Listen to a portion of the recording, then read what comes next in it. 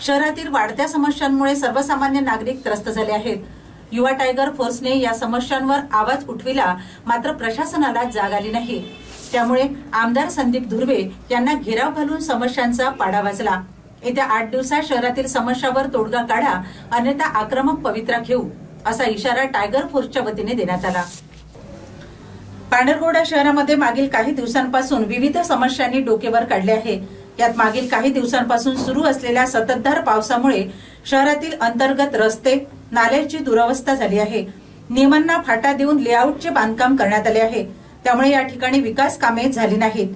कचरा व घाण पाण्यामुळे आरोग्यविषयक समस्या नागरिकांना भेडसावत आहेत।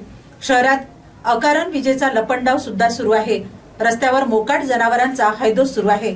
अवैध व्यवसाय सर्रास सुरू आहेत। महिला सुरक्षेचा प्रश्न गंभीर बनलेला आहे।